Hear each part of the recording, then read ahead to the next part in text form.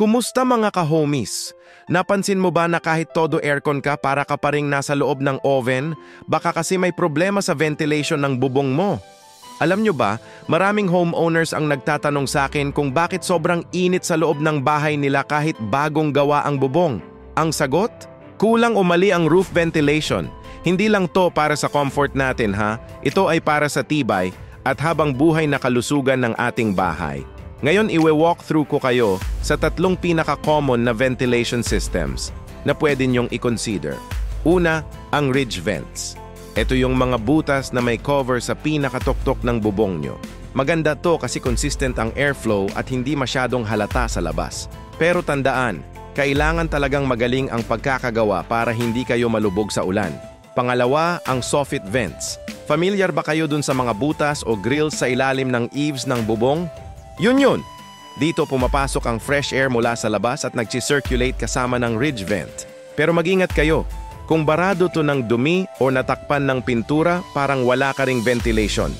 At pangatlo, ang turbine vents o kilala din bilang whirlybird. Ito yung mga umiikot na bilog na nakikita nyo sa bubong ng mga bahay. Maganda ito kasi kahit konting hangin lang, umiikot na siya at effective sa pagtatanggal ng init at moisture. Kaso medyo high maintenance at maskita sa labas. Bakit ba sobrang importante ang ventilation? Simple lang, ayaw niyong maging pugon ng kisame nyo, di ba? Pag maganda ang ventilation, bababa ang electric bill nyo kasi hindi trapped ang init sa loob. Plus, iwas amag at kalawang pa kasi hindi nagtitrap ang moisture.